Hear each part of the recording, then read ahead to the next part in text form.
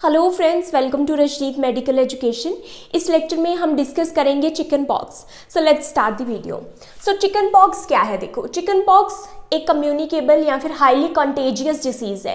Contagious disease का मतलब है कि ये इजीली किसी दूसरे पर्सन को हो सकती है। अगर कोई इन्फेक्टेड पर्सन है और कोई दूसरा पर्सन उसके कांटेक्ट में आया है, या फिर हम इसका रूट ऑफ स्प्रेड आगे पढ़ेंगे कि ये छींकने या फिर खांसी करने से भी हो सकती है किसी पर्सन को। तो अगर कोई इन्फेक्टेड पर्सन है, वो छींक रहा है, खांसी कर रहा है, तो किसी दूसरे पर्सन ने अगर वही ड्रॉपलेट्स को इनहेल कर लिया तो उसको भी हो जाएगी। इसलिए ये हाईली कंटेजियस और कम्युनिकेबल डिसीज है। ऑल्सो चिकन पॉक्स आपको बच्चों में बहुत देखने को मिलेगी। अगर चाइल्डहुड में ये डिसीज नहीं होती तो क्या होगा कि कभी भी लाइफ टाइम आपको ये चिकन पॉक्स हो सकता है। ये एक वायरस के कारण होती है। ये वायरस कौन सा है? Varicella zoster virus. Varicella zoster virus के इन्फेक्शन के कारण ये होती है। ये हर्पिस वायरस फैमिली का ये वायरस है, वेरिसेला जोस्टर वायरस। नाउ इससे क्या होता है? चिकन पॉक्स से यहाँ पर आपको डायग्राम में दिख रहा है, ये छोटे छोटे से रैशेज आपको दिख रहे हैं बॉडी पर। तो चिकन पॉक्स क्या है? बेसिकली ये रैशेज इसका एक साइन है कि पूरी बॉडी पर रैशेज हो जाते हैं। और ये जो रैशेज होते हैं ये इची होते हैं, इनमें बहुत ज्यादा इचिंग होती है। ब्लिस्टर लाइक रैश, ये रैश पहले तो स्पॉट्स जैसे होते हैं, रेड स्पॉट्स, और ये कुछ ही दिनों में ये ब्लिस्टर जैसे बन जाते हैं। और ये ब्लिस्टर बाद में ब्रेक भी हो जाते हैं, लीक भी हो जाते हैं।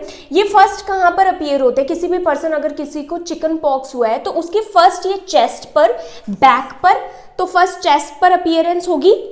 चेस्ट और बैक मीन्स टोर्सो पर फर्स्ट ये अपीयर होंगे, देन फेस, स्कैल्प, और देन धीरे धीरे ये पूरी बॉडी पर स्प्रेड हो जाते हैं। Next is chicken pox can spread easily to people who never had the disease और वैक्सीन अगेंस्ट इट। अगर किसी को एक बार चिकन पॉक्स हो गया है बचपन में कभी भी, तो बहुत रेयर है कि उसको दोबारा चिकन पॉक्स हो। और अगर होगा भी, क्योंकि उसके लिए एंटीबॉडीज बन जाएगी बॉडी में, तो अगर होगा भी तो बहुत माइल्ड होगा। तो बहुत रेयर है कि चिकन पॉक्स री इन्फेक्शन इससे हो। और अगर किसी ने वैक्सीन ली है तो अगर चिकन पॉक्स होता है वैक्सीन लेने के बाद, तो भी वो बहुत माइल्ड होगा, इतने सीवियर सिम्टम शो नहीं होंगे। तो यही यहाँ पर कहा गया है कि अगर किसी पर्सन ने वैक्सीन नहीं ली या फिर किसी पर्सन को एक बार चिकन पॉक्स नहीं हुआ तो उसको इजीली चिकन पॉक्स हो सकता है। Chicken pox used to be a widespread problem. पहले ये बहुत ज़्यादा वाइड स्प्रेड प्रॉब्लम थी और इसकी सीरियस कॉम्प्लिकेशंस भी देखने को मिलती थी, क्योंकि इसके अगेंस्ट वैक्सीन कोई भी अवेलेबल नहीं थी। तो जब से वैक्सीन आई है तो इसके जो केसेस है बहुत कम हो गए हैं, इसकी जो सिवियरिटी है वो बहुत कम हो गई है। नाउ रूट ऑफ स्प्रेड, कैसे ये स्प्रेड होता है? देखो, सबसे पहले इसका इंक्यूबेशन पीरियड। इंक्यूबेशन पीरियड क्या है कि वायरस जब बॉडी में एंटर होता है तो उसके कितने दिन बाद साइन और सिम्टम शो होते हैं।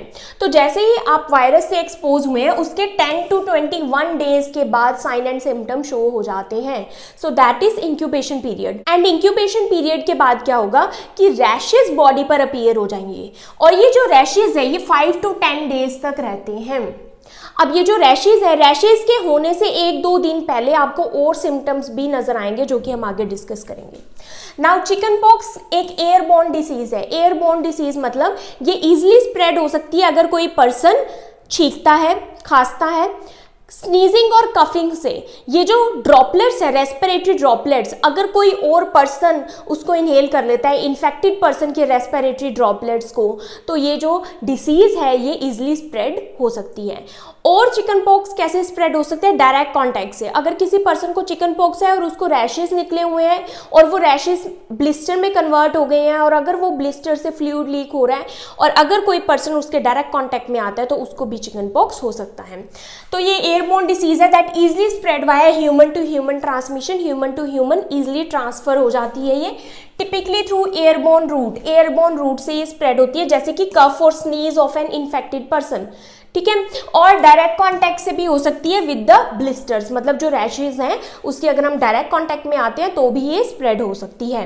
आफ्टर एक्सपोजर, जैसे ही पर्सन एक्सपोज में आता है वायरस के, तो ये वायरस सबसे पहले किसको इन्फेक्ट करता है? जो हमारे अपर रेस्पिरेटरी ट्रैक है उसकी म्यूकोजल लेयर को। तो अपर रेस्पिरेटरी ट्रैक में सबसे पहले इन्फेक्ट करता है, उसके बाद ये एपिडर्मल लेजन्स बनाता है, तो जो लीजन जो हमारे स्किन में आते हैं वो बनाता है।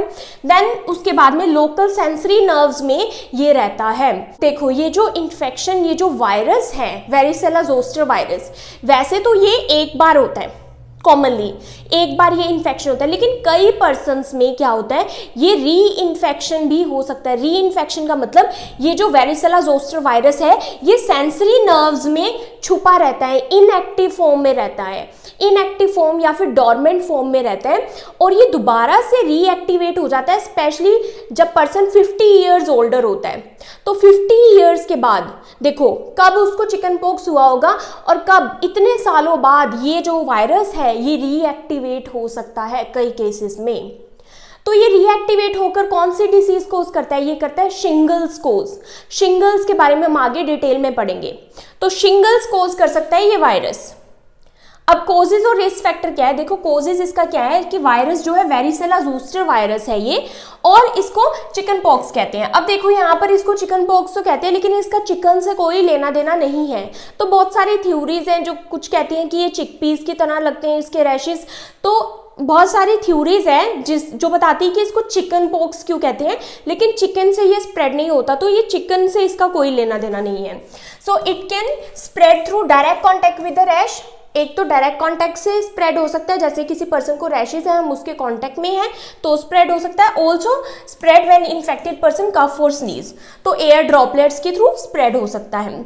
और कौन रिस्क पर है इसके, चिल्ड्रन और infants who haven't had vaccine yet. कोई चिल्ड्रन या फिर इन्फेंट जिसको अभी तक वैक्सीन नहीं लगी तो उसको चिकन पॉक्स हो सकता है। देखो चिकन पॉक्स क्या है, ये इतनी सीवियर कंडीशन नहीं है। यूजुअली ये क्या होते हैं, माइल्ड इसके सिम्टम्स होते हैं, माइल्ड डिसीज है, मतलब रैशेज हुए, पीक पर हुआ, ये फीवर हुआ पर्सन को, रैशेज हुए, एंड देन ये कुछ दिनों बाद ये ठीक भी हो जाती है। बहुत रेयर केसेस में ये कॉम्प्लिकेशंस कोज करती है। तो चिल्ड्रन और इन्फेंट जिनको वैक्सीन नहीं लगी उनको ये डिसीज हो सकती है। अगर किसी को वैक्सीन लगी है तो भी चिकन पॉक्स होगा, लेकिन चिकन पॉक्स तब क्या होगा, बहुत माइल्ड होगा, उसके सिम्टम्स बहुत माइल्ड होंगे। देखो मदर्स और pregnant women who never had vaccine और चिकन पॉक्स। अगर कोई मदर है जो कि प्रेग्नेंट है, ठीक है, और अगर प्रेग्नेंट मदर को कभी भी वैक्सीन नहीं लगी चिकन पॉक्स के अगेंस्ट, या फिर उसको कभी भी चिकन पॉक्स नहीं हुआ, उसको चिकन पॉक्स नहीं हुआ तो भी उसकी बॉडी में एंटीबॉडीज नहीं बनेंगी चिकन पॉक्स के अगेंस्ट, और अगर उसको वैक्सीन नहीं लगी तो भी उसकी बॉडी में एंटीबॉडीज नहीं बनी, तो जब वो प्रेग्नेंट मदर बेबी को डिलीवर करेगी तो क्या होगा कि जो वायरस है वो स्प्रेड हो सकता है बेबी को भी। तो ये इसका रिस्क है कि जो प्रेग्नेंट मदर है वो बेबी को भी स्प्रेड कर सकती है ये virus. Now low birth weight हो सकता है, अगर बेबी को स्प्रेड हो गया वायरस तो लो बर्थ वेट होगा, लिम्ब प्रॉब्लम्स होंगी जो बेबीज एक इन्फेक्टेड मदर से बोर्न हुए हैं। Then immuno compromise individuals, immuno compromise individual जैसे कि किसी को HIV है, ऑर्गन ट्रांसप्लांट हुआ है किसी को, वो भी इम्यूनोसप्रेसेंट्स लेता है, ठीक है, कोई एस्थमा वाला पर्सन है, तो ऐसी कंडीशन जिसमें पर्सन की इम्यूनिटी लो है उस केसेस में भी चिकन पॉक्स हो सकता है। और चिकन पॉक्स की जो कॉम्प्लिकेशंस हैं जैसे कि शिंगल्स बनना, ये सब, ये भी इम्यूनो कॉम्प्रोमाइज पर्सन्स में ज़्यादा देखने को मिलती हैं। नाउ साइन एंड सिम्टम्स क्या है इसके, देखो रैश जो है 10 to 21 डेज के बाद नज़र आते हैं, क्योंकि जो इंक्यूबेशन पीरियड है वो कितना है, 10 to 21 डेज है, और उसके बाद ये जो रैश है वो 5 से 10 दिन तक ही रहते हैं, उसके बाद ये ठीक होने लग जाते हैं। जो दूसरे सिम्टम्स हैं वो रैश के अपीयर होने से 1 से 2 दिन पहले नज़र आते हैं, जैसे कि फीवर, पहले पर्सन को फीवर होगा। और इसके कॉम्प्लिकेशन क्या है, देखो अगर पर्सन को 102 डिग्री फ़ारेनहाइट से ज़्यादा फीवर हो रहा है, बहुत ज़्यादा हाई टेम्परेचर, तो पर्सन को डॉक्टर के साथ कंसल्ट करना है। एनोरेक्सिया, भूख नहीं लगेगी, पेट में दर्द होगा, हेडेक होगा, तो वेरी इंपॉर्टेंट साइन क्या है, fever, headache, anorexia, tiredness, person बहुत थका हुआ महसूस करेगा।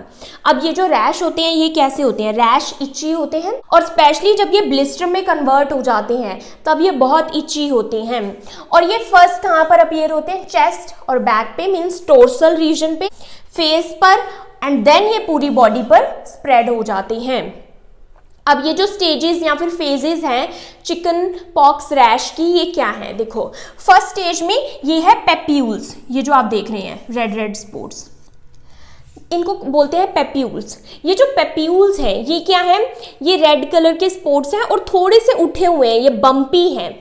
तो तो रेज्ड बम्प्स जिनको क्या बोलते हैं, papules, which break out over a few days, ये कुछ ही दिनों में लाइक 10 to 21 डेज के बाद ये अपीयर होने लग जाते हैं पूरी बॉडी पर, इनको बोलते हैं पेप्यूल्स।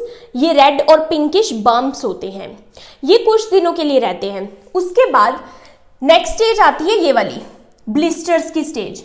तो अब आप देख रहे हैं यही कुछ दिनों में ये वाले रैशेस ये किस में कन्वर्ट हो जाते हैं, ब्लिस्टर्स में। ये ब्लिस्टर्स क्या है, ये टूट भी जाते हैं, मीन्स ये ब्रेक हो जाते हैं और इनसे फ्लूइड लीक होता है। ये जो स्टेज है ये सबसे इन्फेक्टेड स्टेज है। इस पर्सन पर अगर कोई ब्लिस्टर्स को टच करता है या कॉन्टेक्ट में आता है तो उस पर्सन को भी चिकन पॉक्स हो सकता है।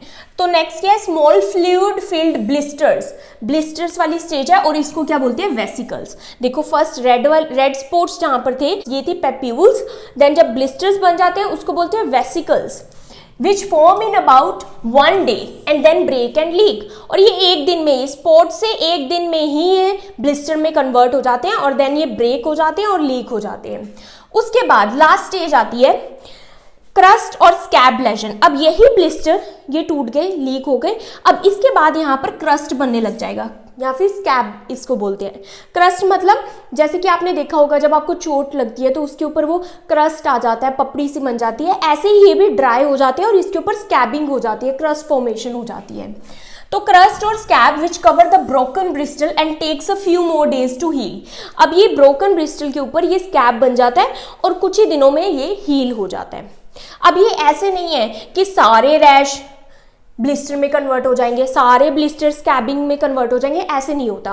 लाइक कुछ रैशेस ब्लिस्टर में कन्वर्ट होंगे, ठीक है। तो जैसे ब्लिस्टर बन रहे हैं तो कुछ नए रैश भी आ सकते हैं।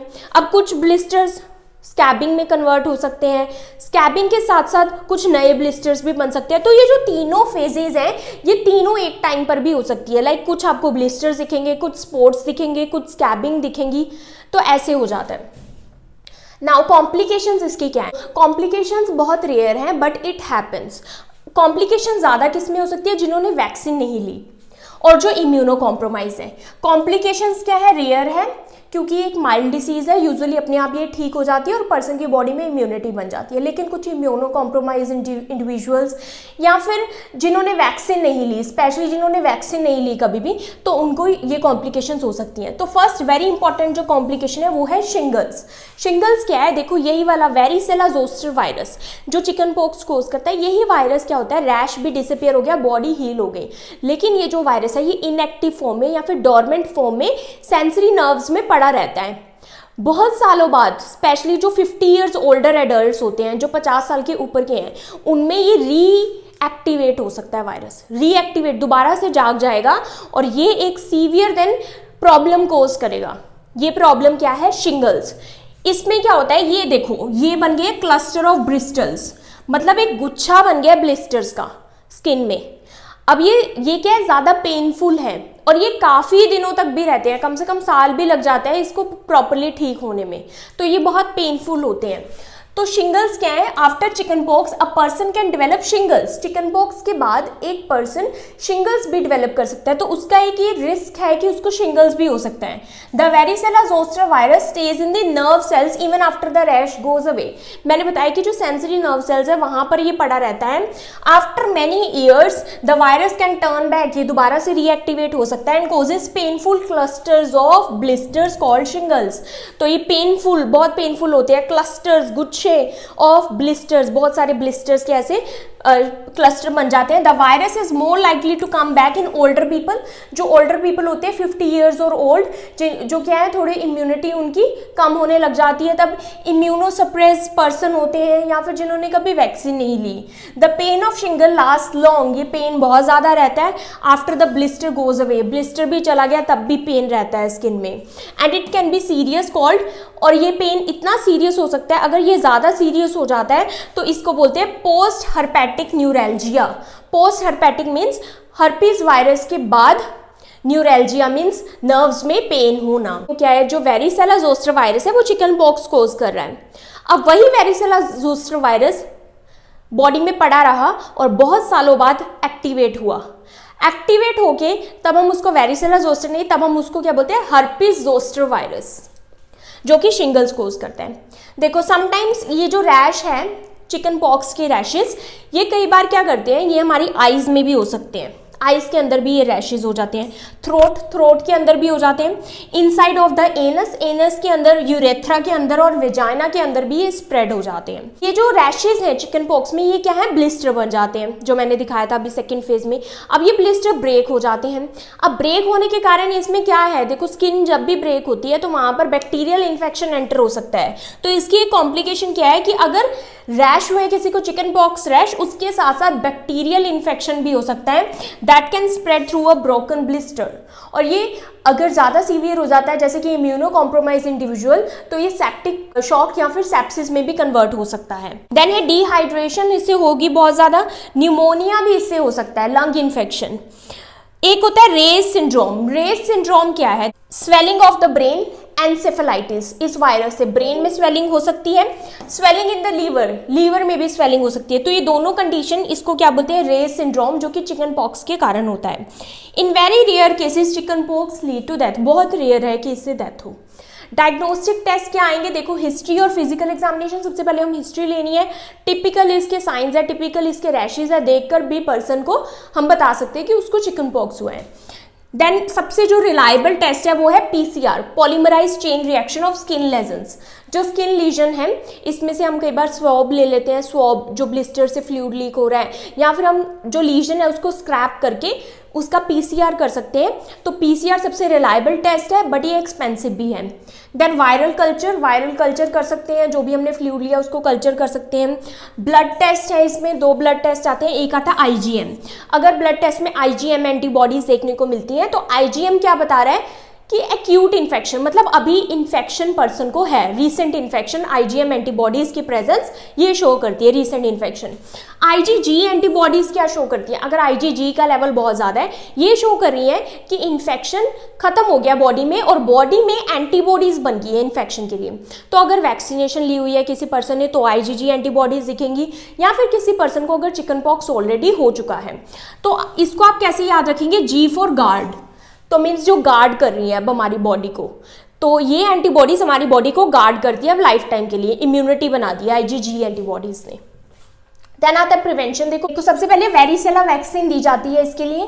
वेरिसेला वैक्सीन जो 12 एंड 15 मंथ्स ओल्ड के बच्चे हैं, उन इसके बीच में जो बच्चे हैं उनको वेरिसेला वैक्सीन दी जाती है, और एक बूस्टर डोज भी दी जाती है फर्दर प्रोटेक्शन के लिए at 4 to 6 years of as.